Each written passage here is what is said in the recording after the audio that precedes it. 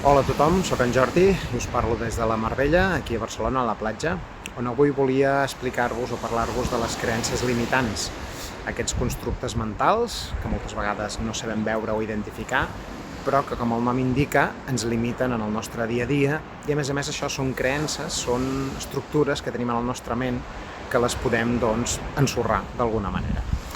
Doncs estic aquí per explicar-vos la que jo aquest any he aconseguit combatre, que és la de que no em podia banyar a l'hivern aquí a la platja, al mar.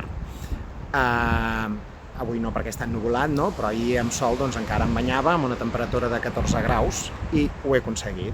I la pregunta és, per què deia que no podia fer-ho? Ho havia provat mai? Ho havia intentat? Doncs això és la pregunta que us heu de fer vosaltres també davant de creences limitants, com aquesta meva que ara us explico, no?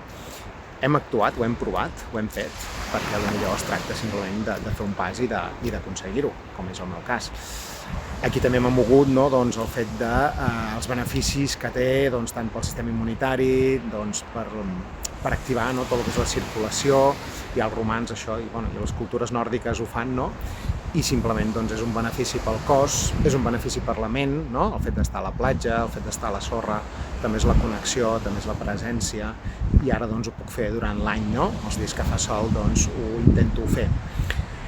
Per tant, com veieu, són limitacions, són constructes, són coses mentals que ens limiten i que sempre hi ha un dia que podem agafar i dir, vinga, vaig a veure si això és cert o ho puc desmentir.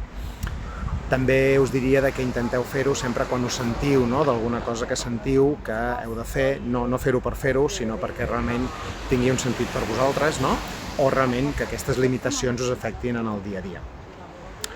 Doncs bé, us deixo la pregunta de quina creença limitant heu aconseguit enderrocar aquest 2025 i si voleu deixar-ho aquí als comentaris, i també desitjar-vos que aquest 2026 continuï un camí de presència, de consciència, de presa de consciència, perquè ensorrar una creença limitant no és més que presa de consciència i també confiança en un mateix, confiança en la vida, i bé, per aquest camí que ens espera el 2026. Bon inici d'any i seguirem en contacte.